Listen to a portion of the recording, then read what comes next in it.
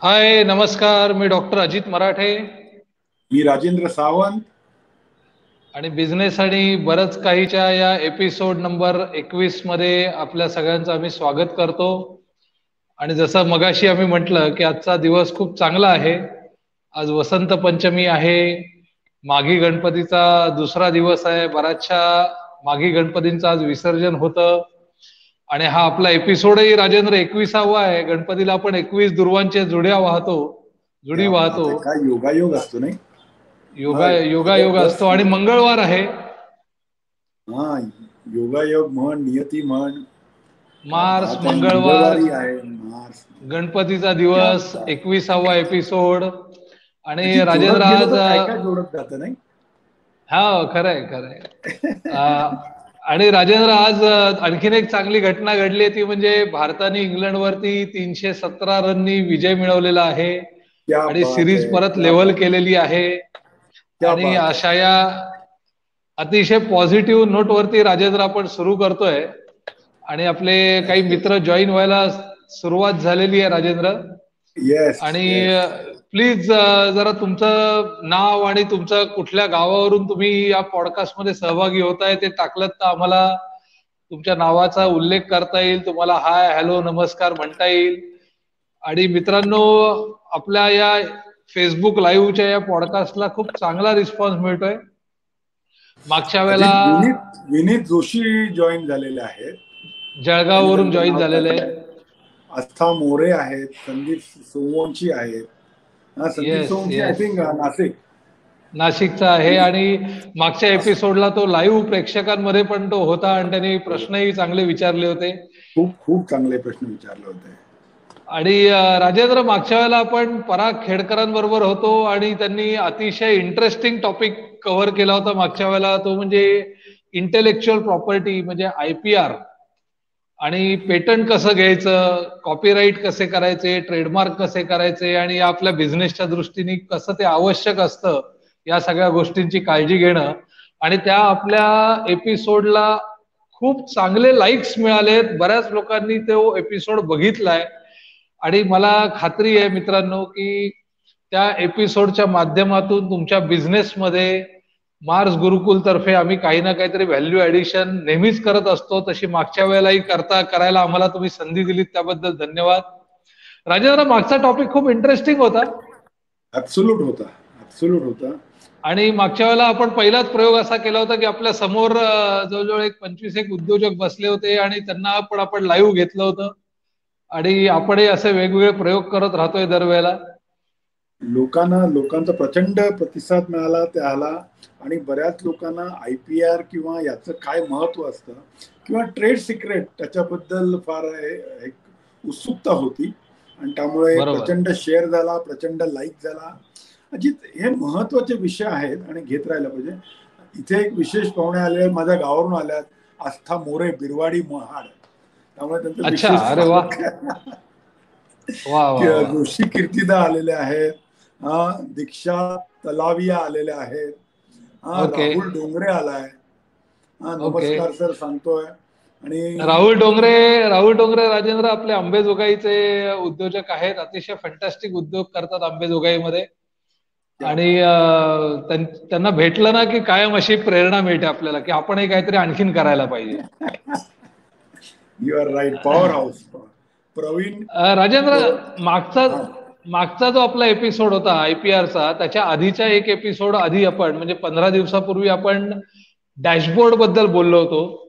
Business आणि आपलं dashboard. मागच्या वेळेला डिस्कशन झालं की अनेक लोकांनी प्रश्न पण विचारले त्याच्यावरती की तुम्ही ते ट्रॅफिक लाईटचे सिग्नल्स सारखी उपमा दिली होती, किंवा गाडीला जसा डॅशबोर्ड असतो, विमानाला जसं कॉकपिट मध्ये वेगवेगळ्या प्रकारचे इंडिकेटर्स असतात, तसे इंडिकेटर्स आपल्या बिझनेसला कसे लावायचे याच्याबद्दल आपण बोललो होतो राजेंद्र.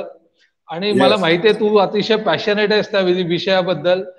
तर मला एक मागच्या वेळेला एकाने आवर्जून हा प्रश्न विचारला की सर, हे बरोबर आहे की डॅशबोर्ड लावला पाहिजे, पण नक्की कुठल्या कुठल्या गोष्टींसाठी डॅशबोर्ड लावायचा आणि खरोखर डॅशबोर्डचं महत्व काय?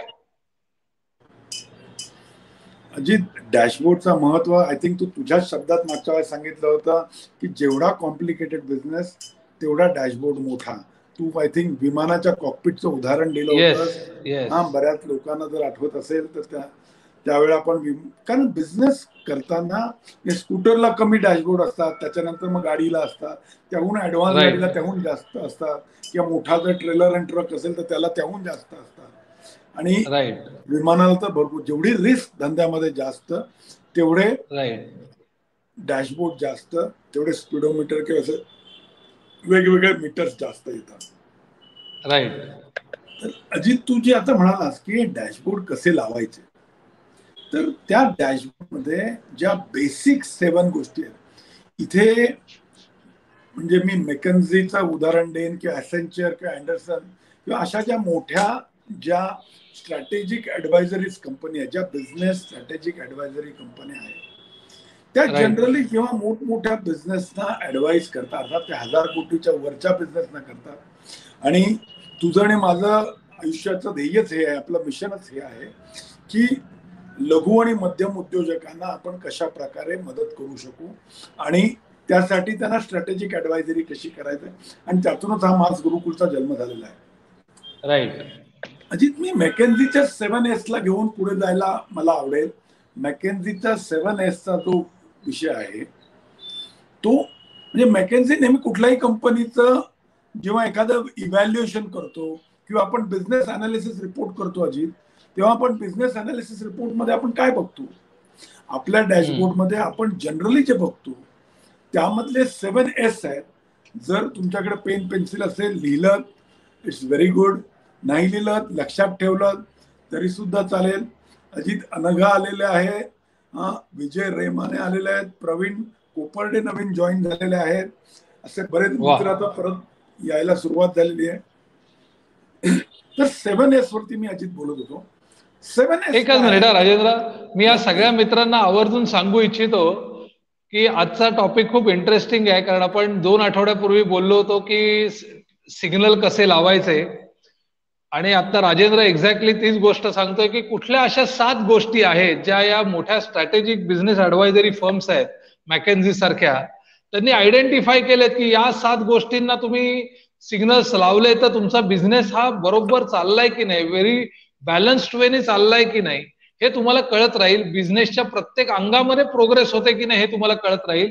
आणि मित्रांनो, मी तुम्हाला असं आवर्जून आवाहन करीन की जर का तुम्हाला ही गोष्ट तुमच्या इतर उद्योजक मित्रांबरोबर शेअर करायची असेल तर कृपया हे पॉडकास्ट शेअर करा. तुम्ही वॉच पार्टी करू शकता किंवा तुम्ही तुमच्या फेसबुक वरून हे इतरांबरोबर शेअर करू शकता. तुम्ही शेअर केल्यानंतर राजेंद्र आपल्याला शेअरर असं त्याच्या नावाच्या पुढे येतं, त्यामुळे आपल्याला कळतं की कोणी कोणी शेअर केलेलं आहे. तर मित्रांनो, मी आवर्जून तुम्हाला सगळ्यांना आवाहन करीन की राजेंद्र आता अतिशय काही इंटरेस्टिंग टॉपिक बद्दल बोलतोय, 7S बद्दल, तर तुम्ही आवर्जून हे पॉडकास्ट शेअर करा. येस राजेंद्र. अजित, तर 7S ही कॉन्सेप्ट काय पहिले आपण ती समजून घेऊया, आणि 7Sचं बिझनेसमध्ये काय इम्पॉर्टन्स असतं, आणि मॅकेन्झीचं जे 7S आहे, कारण अर्थात ते मॅकेन्झीचं 7S आहे, आणि त्या 7S वरून बऱ्याचशा स्ट्रॅटेजिक कंपन्या त्या बिझनेसचं नियमन करतात.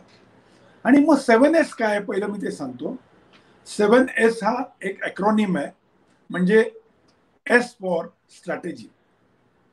तुमची स्ट्रॅटेजी आहे, मी प्रत्येक स्ट्रॅटेजी म्हणजे काय किंवा हे काय आहे मी नंतर सांगतो, पण पहिला आपण समजूया 7S. First S is strategy, दुसरं आहे ते स्ट्रक्चर, ऑर्गनायझेशन स्ट्रक्चर, की तुमचं ऑर्गनायझेशन स्ट्रक्चर कसं आहे. तिसरं आहे ते म्हणजे सिस्टीम्स, तुमच्या सिस्टीम्स अँड प्रोसेसेस कसं आहे.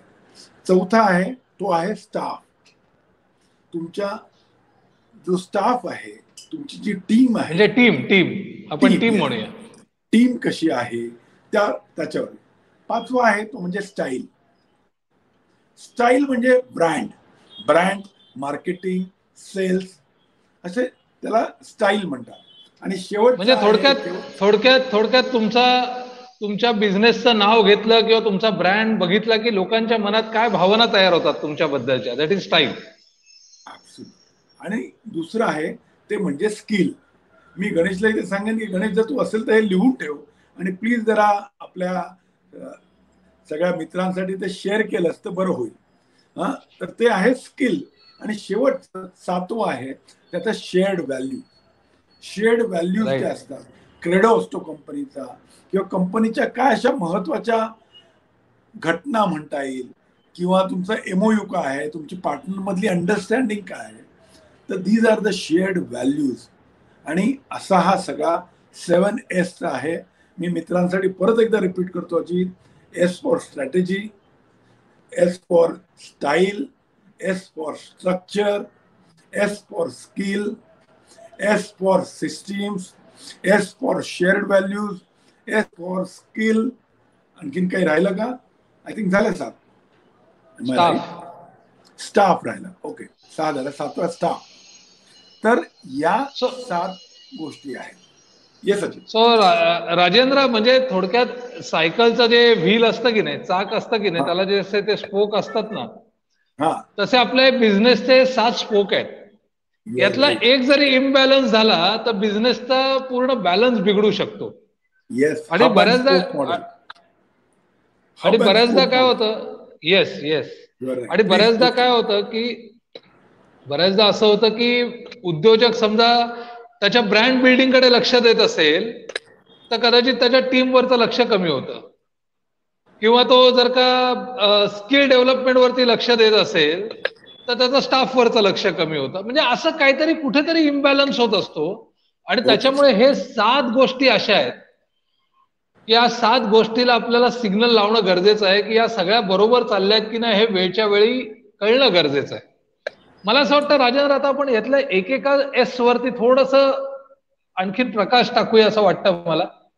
त्यातला पहिला S जो होता तो म्हणजे structure. Strategy. Okay, strategy. Okay, मी स्ट्रॅटेजी बद्दल सांगतो. स्ट्रॅटेजी म्हणजे काय की बिझनेसमध्ये सर्वात जर काही महत्वाचं असेल तर ती म्हणजे बिझनेस स्ट्रॅटेजी. अजित, बऱ्याच वेळा आपण असं म्हणतो की त्या कंपनीची स्ट्रॅटेजी तशी होती, किंवा आपण मॅच आणि गेम्स मध्ये बघतो किंवा वॉर मध्ये बघतो की वॉर स्ट्रॅटेजी ह्या शब्दात मुळे स्ट्रॅटेजी हा शब्द वॉर वरून आलेला आहे. आणि वॉर मध्ये एखादी केलेली स्ट्रॅटेजी, बिझनेस मध्ये केलेली स्ट्रॅटेजी, मग त्यात काय येतं? त्यात तुमचं विजन येतं, तुमचं मिशन येतं, तुमचा बिझनेस प्लॅन येतो, तुमचा त्याला आपण काय म्हणतात short term benefit, long term benefit, core values, credo, अशा एक ना अनेक गोष्टी, म्हणजे विमोसा आपण त्याला म्हणतो की त्या सगळ्या गोष्टी याच्यामध्ये येतात. आणि ते तुम्ही कसं डिफाईन केलंय आणि त्याला कसं मेजर करताय, त्या मेजरमेंटला, त्या पूर्ण स्ट्रॅटेजीवरती तुमचा बिझनेस टिकून असतो. जी त्याला स्ट्रॅटेजी म्हणतात. म्हणजे स्ट्रॅटेजी म्हणजे नुसतं मला नवीन कस्टमर कसा मिळवायचा आहे असं नाहीये. मला हा बिझनेसची विजन काय ठेवायचे, मला बिझनेस करण्याचं मिशन काय आहे, बिझनेस करत असताना मी कुठल्या व्हॅल्यूज पाळणार आहे आणि त्याच्यावरती कॉम्प्रोमाइज करणार नाहीये, या सगळ्या गोष्टी पण स्ट्रॅटेजी मध्ये येतात. Absolute Ajit, absolute. स्ट्रॅटेजी मध्ये लॉंग टर्म, मिड टर्म आणि शॉर्ट टर्म गोल्स आणि त्याचा रिव्ह्यू मेकॅनिझम हा सगळा स्ट्रॅटेजीचा भाग असतो. सो राजेंद्र, दुसरा एस असतो तो म्हणजे स्ट्रक्चर. येस अजित, स्ट्रक्चर म्हणजे आपण मंत्रिमंडळ जसं असतं ना, मंडळ, किती मंत्रिमंडळ आहे आणि ते मंडळवरून हा शब्द आलेला आहे, ते म्हणजे स्ट्रक्चर. ऑर्गनायझेशनचं स्ट्रक्चर कसं आहे तुमचं. काही ऑर्गनायझेशन असतात त्या हॉरिझॉन्टल असतात, हॉरिझॉन्टल ऑर्गनायझेशन स्ट्रक्चर असतात, किंवा काही व्हर्टिकल असतात. व्हर्टिकल म्हणजे मी तुला गव्हर्नमेंटचं उदाहरण देईन. म्हणजे काही ठिकाणी ते, आता मी कुठलं चांगलं किंवा वाईट असं मी काही म्हणत नाही, अर्थात गव्हर्नमेंटचे अनुभव काही वाईट आहेत. गव्हर्नमेंटमध्ये कसं असतो की वरती मुख्यमंत्री असतो, मुख्यमंत्र्याच्या खाली मंत्रिमंडळ असतं, त्या मंत्रिमंडळाच्या खाली ते मंत्री असतात, ते मंत्री मग प्रत्येक मंत्र्याच्या खाली सेक्रेटरी, चीफ सेक्रेटरी असतो, सेक्रेटरी असतो, अंडर सेक्रेटरी असतात, त्याच्या खाली मग कलेक्टर असतात, sorry additional collector, collector, joint हे, नंतर मग दुसरं येतात ते म्हणजे प्रांत, नंतर म्हणजे सर्कल इन्स्पेक्टर असं सुद्धा म्हटलं जातं, प्रांत. आणि त्याच्या खाली येतात तहसीलदार, तहसीलदारच्या खाली सर्कल इन्स्पेक्टर, सर्कल इन्स्पेक्टरच्या खाली तलाठी, आणि तलाठीच्या खाली पट्टेदार. अशा प्रकारे किती झाले बघ. आणि अशा प्रकारे वरून एक आदेश निघतो, मुख्यमंत्री कुठेतरी काहीतरी बोलतात, आदेश काढतात आणि ते खाली येईपर्यंत बऱ्याच वेळा धचा मा झालेला असतो. राजीव गांधी एकदा पंतप्रधान असताना असं म्हणायचे की जर वरून दिल्लीवरून ₹1 सँक्शन झाला तर 15 पैसे खाली मिळतात.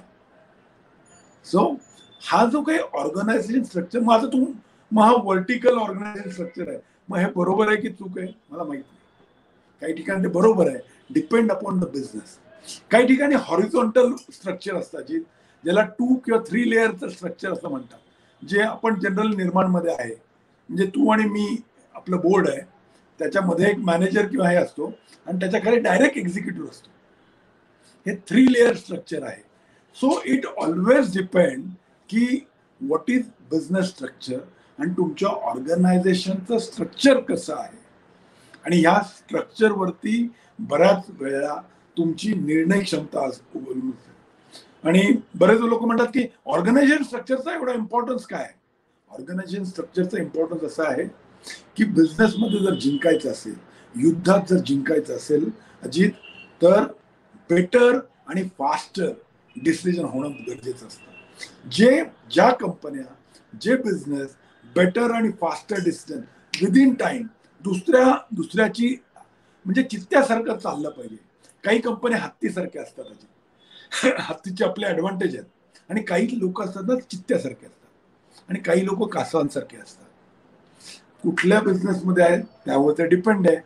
पाण्यात असेल तर कासव भारी आहे, इट डिपेंड्स. ओके. पण मला यातला ना तुझा हा शब्द खूप चांगला वाटला की better and faster decision, not perfect decision. या जगामध्ये मित्रांनो परफेक्ट डिसिजन नावाची कुठली गोष्ट नाहीये.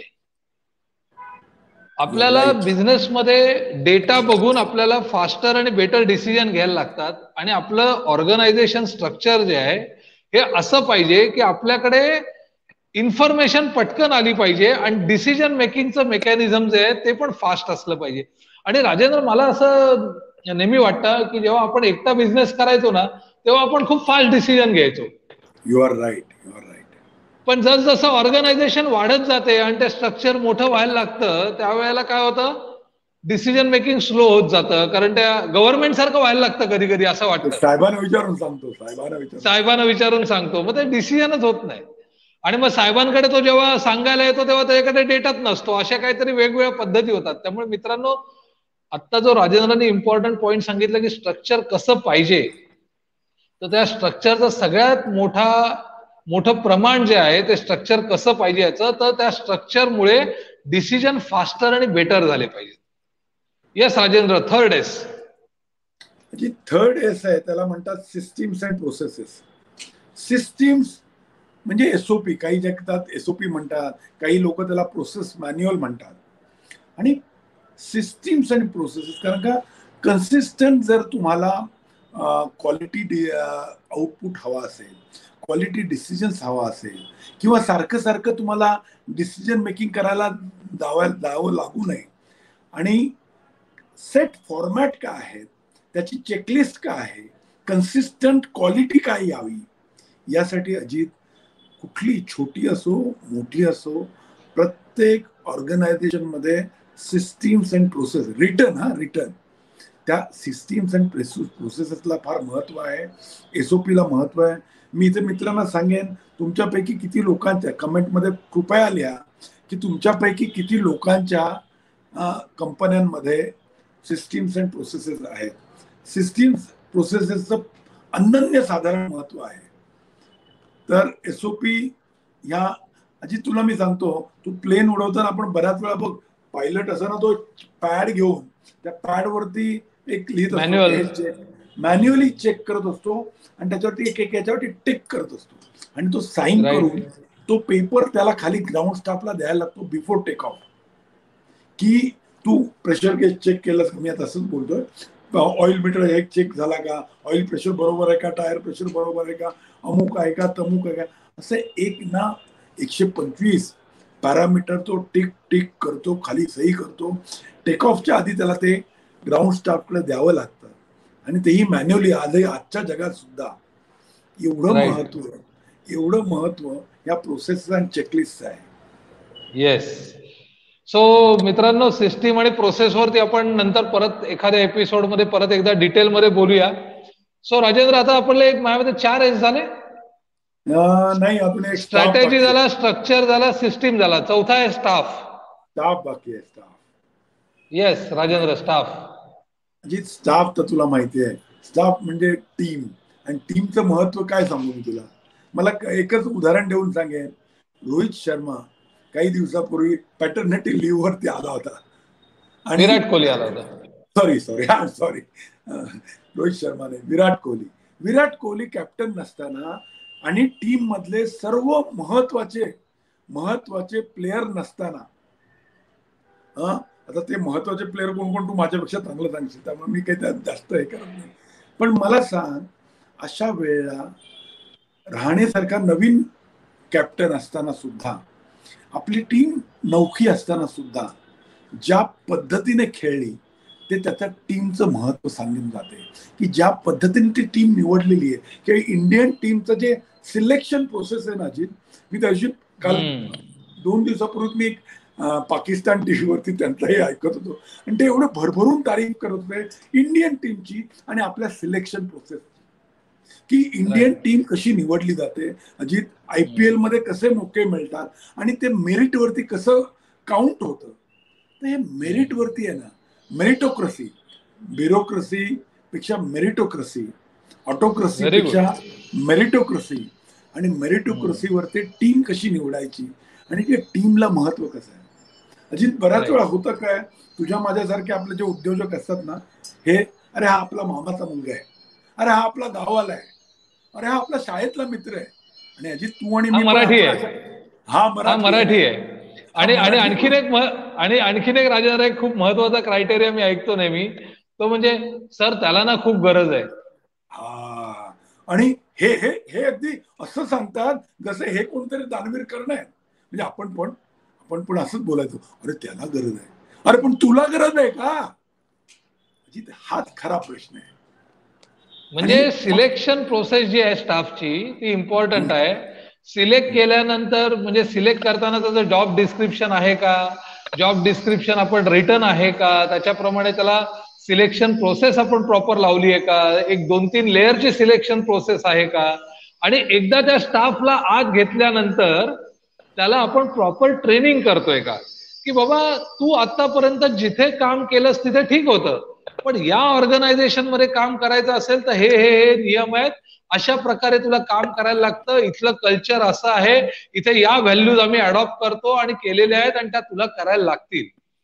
नाहीतर राजेंद्र, बऱ्याचदा काय होतं माहितीये का, तो तिकडचे जे संस्कार असतात, तिकडच्या ज्या सवयी असतात दुसरीकडे काम केल्या, त्या इकडे घेऊन येतो आणि या ऑर्गनायझेशन मध्ये ते अप्लाय करायला जातो, तर इथे तो ऍडजस्टच होऊ शकत नाही. You are right. त्याच्यामुळे सिलेक्शन ऑफ स्टाफ, ओरिएंटेशन, त्यांना वारंवार ट्रेनिंग हे फार गरजेचं आहे.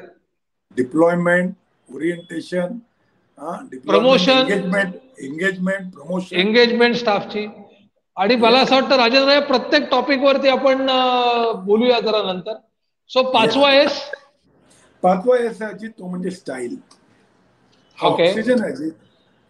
स्टाईल म्हणजे मार्केटिंग म्हण, ब्रँड म्हण, सेल्स म्हण, हे सगळं जे काय आहे, हा सगळा जो ऑक्सिजन आहे, मी स्टाईलला फार महत्व देतो. स्टाईल म्हणण्यापेक्षा तुमच्या कंपनीचा ब्रँड काय आहे, तुमच्या ब्रँडचं महत्व काय आहे, आणि त्या ब्रँडचं आणि सेलचं काय महत्व आहे, आणि त्याचं कनेक्शन काय आहे, आणि सेल होत आहे का, आणि सेल कसं होत आहे, मार्केटिंग कसं होत आहे, कॉस्ट पर लीड किती आहे याची.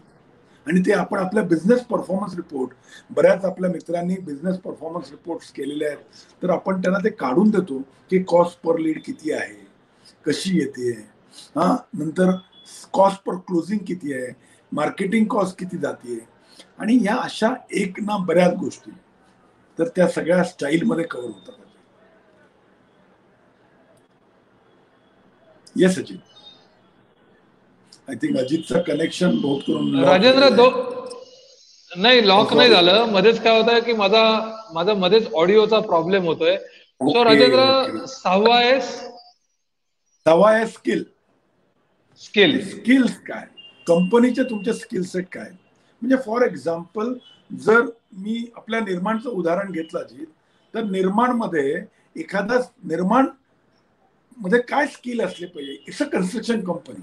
मग कुठले स्किल आपल्या कंपनीमध्ये असले पाहिजे जर सक्सेसफुल व्हायचं असेल तर. सर्वात महत्वाचं टाइमली पोझिशन द्यायला पाहिजे, कमीत खर्चात घरं बनवली पाहिजेत. म्हणजे कॉस्ट ऑप्टिमायझेशन आणि कमी खर्चात कसं देता येतील आणि मॅक्सिमम लोकांना कसं देता येईल, ह्या जर 2-3 गोष्ट म्हणजे कॉस्ट कटिंग आपल्याला करता आलं पाहिजे, कमी खर्चात कमी वेळेत कसं देता येईल. आणि अशाच प्रकारचा समजा एखादा हॉटेल लाईन मधला आहे, रेस्टॉरंट आहे, तर त्या रेस्टॉरंट वाल्याकडे काय असलं पाहिजे ते म्हणजे वेळेत डिलिव्हरी. त्यांनी ऑर्डर दिल्यानंतर तुला तर माहिती आहे 30 मिनिट थोडं राजेंद्र, मी त्याला आणखीन एक्सप्लोर करतो, इलॅबरेट करतो की आपला बिझनेस नक्की काय आहे आणि त्याला अनुषंगून माझ्याकडे काय स्किल्स पाहिजेत. म्हणजे उदाहरणार्थ माझं जर का उडप्याचं हॉटेल आहे तर उडप्याच्या हॉटेलमध्ये fast delivery you are right ही माझ्याकडे असली पाहिजे. आणि हेच जर का माझं 5 स्टार हॉटेल असेल तर स्लो पण लॅविश. म्हणजे आपलं बिझनेस नक्की काय आहे. म्हणजे आम्ही जरी बिल्डर असलो, डेव्हलपर असलो, तरी देखील we are into affordable housing. So affordable हाऊसिंगचे स्किल सेट्स वेगळे आहेत आणि हाय इन्कम ग्रुपच्या हाऊसिंगचे स्किल सेट्स वेगळे आहेत, बंगलो बनवणाऱ्यांचे स्किल सेट्स वेगळे आहेत. त्यामुळे आपल्याकडे आपला बिझनेस नक्की काय आहे ते समजून घेऊन आपल्या ऑर्गनायझेशन मध्ये ते स्किल सेट्स आणलं. Right Rajendra? Absolute right Ajit.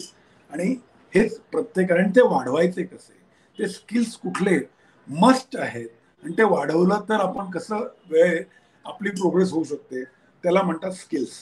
हे ऑर्गनायझेशन स्किल बद्दल बोलतोय बरं का अजित, कुठल्या तरी एका इंडिव्हिज्युअल स्किल बद्दल नाही. आणि इंडिव्हिज्युअल मध्ये पण ऑर्गनायझेशनचे जे स्किल्स असतील ते इंडिव्हिज्युअल मध्ये पण आले पाहिजेत. You are right. पण ऑर्गनायझेशनच्या स्किलचा पहिले विचार करणं गरजेचं आहे. त्याच्याप्रमाणे आपल्या सगळ्या सिस्टीम्स, प्रोसेस, आपले ट्रेनिंग प्रोग्राम हे त्याच्याप्रमाणे असले पाहिजेत. राईट? आणि राजेंद्र, 7वा एस शेअर्ड व्हॅल्यूज. येस, सर्वात महत्वाचा शेअर्ड व्हॅल्यूज. शेअर्ड व्हॅल्यूजचं अजित मी तुला उदाहरण देईन. लोक म्हणतात अरे शेअर्ड व्हॅल्यूजचं एवढं काय. शेअर्ड व्हॅल्यूज म्हणजे जेव्हा तुमचे 2 डायरेक्टर, 2 पार्टनर, त्यांची मुलं, त्यांची फॅमिली किंवा त्यांचा कम्प्लीट गोतावळा, नुसतं डायरेक्टर आणि त्यांची फॅमिली नाही. अजित मी इथे अंबानीचं उदाहरण देऊ इच्छिन. मुकेश अंबानी आणि अनिल अंबानी व्हेरी फेमस आहे. किंवा राव, माझ्या मते MGR का कंपनीचं नाव, म्हणजे 2 फॅमिली मधलं हे होतं की राव फॅमिलीने फॅमिली अंडरस्टँडिंग केली होती की माझ्या नंतर माझ्या मुलांमध्ये कसं झालं पाहिजे, माझी नातवंड कशी आली पाहिजेत, माझा कंपनीमधला एखादा स्टाफ असेल, मॅनेजमेंट स्टाफ असेल आणि त्याला जर इथे यायचं असेल तर ते कसं घेतलं पाहिजे, कुणाला काढायचं असेल कसं काढलं पाहिजे, माझी सून असेल तर तिला कसं घेतलं पाहिजे, कुणाची बायका आल्या तर कसं घेतलं पाहिजे. एखाद्या म्हणजे अजित त्यामध्ये छोट्या छोट्या गोष्टी, म्हणजे एखाद्या पार्टनरच्या मुलीचं लग्न असेल, मुलाचं लग्न असेल तर त्यावरती कंपनीने पैसे खर्च करायचे का, आणि करायचे तर ते किती करायचे.